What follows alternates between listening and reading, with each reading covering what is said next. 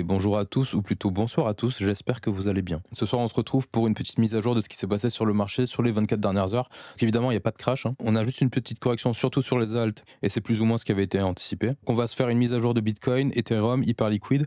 On va regarder aussi Solana, Ripple, et on regardera aussi les alts dans leur ensemble. Mais avant de plonger dans les charts, pensez à vous abonner, à activer les notifications, à liker la vidéo. Si vous voulez que j'analyse vos alts, n'hésitez pas à mettre des commentaires. Pour Bitcoin, rien de nouveau sous le soleil, on est toujours enfermé dans notre range entre 116 700 et 119 000 qui correspondent respectivement à la value basse et la value haute de notre volume profile. Hier, on voit qu'on a fait une tentative de breakout qui a plus ou moins tenu sur le court terme. On est venu combler la fin de notre déséquilibre qu'on avait en 1 heure ici. On voit qu'à court terme, on était passé au-dessus du 1 minute aussi, mais on a très vite réintégré notre range. On est repassé en dessous du 1 minute, 5 minutes. On break notre 15 et on revient sur la zone entre notre POC et notre tunnel 1 heure. On a bien eu une inversion de tendance en haut de range. On voit une tendance haussière, tendance baissière. À court terme, on a eu un rebond dans un fair value gap en 1 heure qu'on a créé la veille. Donc on continue d'être dans un contexte classique de compression au sein d'un range. Et pour le moment, c'est notre 1 heure et notre POC qui agissent comme zone de support. Il y a une précision que je voulais donner sur les notions de tendance et de range.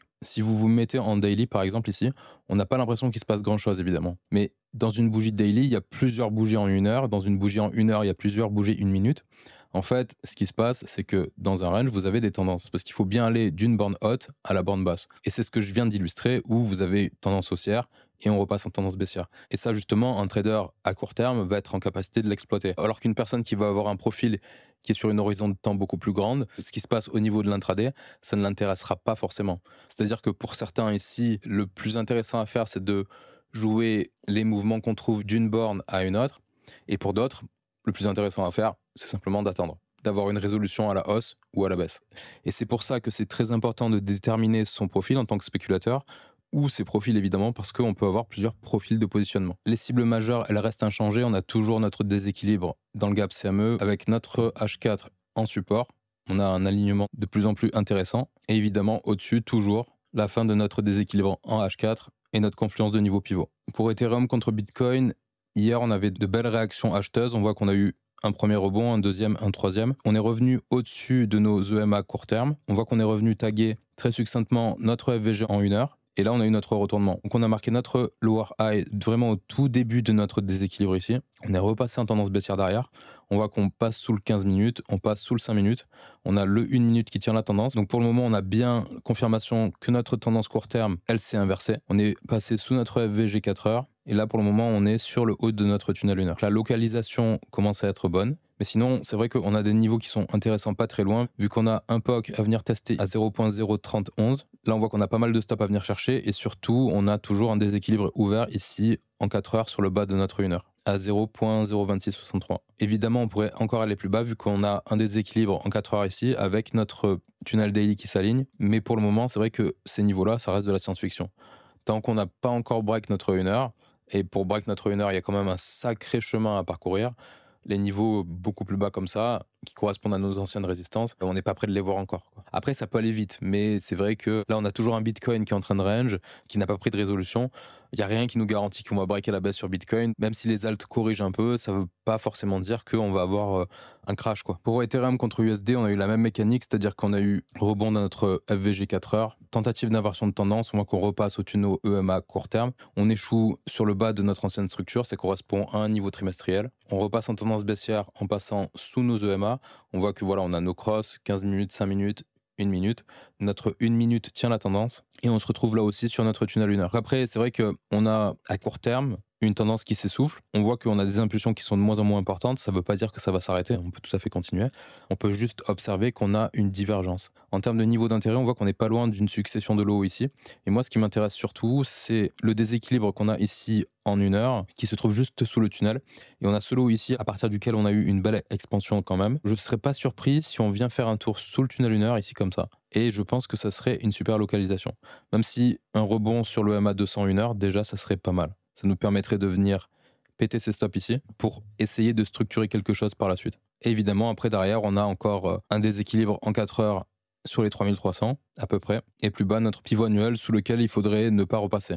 C'est-à-dire que pour moi, vraiment, actuellement, en cas de continuation de cette correction, le niveau sous lequel je voudrais ne pas voir était à repasser, c'est la confluence qu'on a entre ces deux niveaux ici, plus notre tunnel 4 heures. Si on vient et qu'on passe dessous, là je me dis ok ça pue. Ça voudrait dire à mon avis que on va retourner beaucoup plus bas. Pour Hyperliquid, notre biais il est bien confirmé. Malgré quelques tentatives de réintégration, on voit qu'on n'a pas réussi à repasser au-dessus de notre POC ici. Et on n'a pas réussi non plus à repasser au-dessus de nos EMA court terme. Donc on a quand même une belle volonté de sortir de ce range et de venir travailler le déséquilibre qu'on a, qui n'est pas en 4 heures mais qui est en daily. En 4 heures on en a deux, mais sinon toute la zone en fait c'est une grosse FVG daily qui s'aligne parfaitement avec notre tunnel 4 heures sur lequel on est maintenant. On voit qu'on est bien venu récupérer nos écoles low ici, on n'a pas encore eu de réaction en tout cas, et on n'a pas vraiment de grosses réactions acheteuses actuellement. C'est-à-dire que la tendance court terme, toujours bearish, et là du coup on risque de se retrouver entre notre 4 heures et le bas de notre range qui maintenant est une résistance. Si on structure rien d'intéressant ici, pour réintégrer, le prochain niveau à venir chercher, c'est cette zone entre 40,5 et 39. Et par contre, si on break toute cette structure, ça commencera à être vraiment moche. On voit que pour Hyperliquid, on commence à avoir un peu plus de force contre certains tokens, Solana par exemple, les altcoins aussi, et Ethereum. Par contre, contre Bitcoin, c'est toujours pas ça. Pour Solana, contre Bitcoin, on a une belle correction aussi. On voit qu'on s'est fait stop sur un niveau trimestriel, et ça correspondait aussi au haut de notre tunnel weekly, ainsi que notre tunnel daily qu'on n'a pas réussi à break. Là, on avait une énorme confluence de résistance. En termes de réaction, là, je suis pas super étonné sur Solana. On vient d'avoir un rebond sur notre tunnel 1 heure. On a une belle zone à venir chercher en 1 heure ici, en bas de notre tunnel. On a une belle confluence entre un déséquilibre plus notre tunnel 1 heure. Mais sinon, c'est vrai qu'on a une zone un peu plus intéressante où on a deux niveaux ici, niveau trimestriel et niveau annuel. Et juste sous ces niveaux, on voit qu'on a quand même pas mal de lots ici. Comme à mon avis, il y a pas mal de stops sous ces zones. Ce qui serait intéressant, c'est qu'on vienne chercher ces stops pour pouvoir avoir notre rebond ici. Sachant qu'en plus, on a notre 4 heures qui commence progressivement à s'aligner avec ce niveau, je pense que ça pourrait être vraiment la localisation idéale d'ici quelques temps. Pour Solana contre USDT, on avait break notre résistance ici. Et ce qu'on est en train de faire, c'est qu'on est en train de retester notre résistance. En tout cas, notre zone de résistance. Parce qu'une résistance, c'est pas un niveau fin, mais c'est une zone. Il faut toujours parler en termes de zone. Et ce que je peux voir, c'est qu'on avait retracé probablement 50% du mouvement. Donc ouais, on avait retracé 50% du mouvement. On avait une belle tenue du 5 minutes à court terme, mais qu'on a break ce matin. On voit qu'on repasse bearish court terme avec cross 1 minute, 5 minutes, perte du 15 minutes. Là, on est revenu aussi sur le 1 heure. On a une localisation qui est vraiment intéressante et qui est pas très loin en plus. On pourrait avoir un dernier push sur Solana ici, sur les 183. Ça correspond à un déséquilibre, j'ai oublié de le marquer, ça correspond à un déséquilibre en 1 heure ou en 4 heures. Ça correspond à un déséquilibre en 4 heures que j'ai oublié de labelliser ici.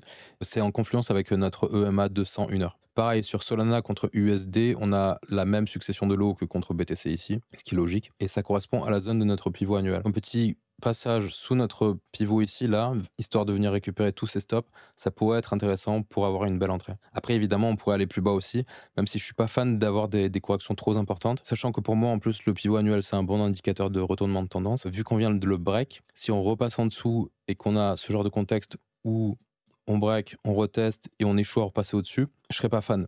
Je préférerais plutôt ça, en venant chercher les lots. Bon, je l'ai mal dessiné, mais voilà, c'est pour l'illustration. Plutôt que venir dans cette target ici et voir un truc comme ça. Parce que là, si je vois un passage sous le pivot annuel, venir sur le 4 heures et sur ce déséquilibre qu'on a en 4 heures ici aussi, voir venir sur le daily, ok, c'est super, c'est potentiellement une super entrée, mais en fonction du contexte derrière, c'est peut-être un signe de faiblesse et de repassage en tendance baissière à plus long terme. C'est là le dilemme actuellement sur ce genre de configuration. C'est pour ça que je préfère juste ce simple retest ici, où idéalement tu viens chercher les stops pour repartir, plutôt que ça, où tu fais un retest de ton support et en fait tu échoues et tu repasses en tendance baissière derrière. Pour XRP contre BTC, on voit qu'on a eu un super rejet en reload zone ici. On est repassé sous un niveau trimestriel. On a une correction qui est quand même assez importante. On voit qu'on break notre tunnel 1 heure. Évidemment, nos EMA sont aussi orientés à la baisse à court terme. On a deux jolis déséquilibres ici et ici en 1 heure à venir combler. Ce qui est intéressant, c'est plutôt ce niveau-là sur le 4 heures avec un niveau trimestriel qui sont en train de s'aligner.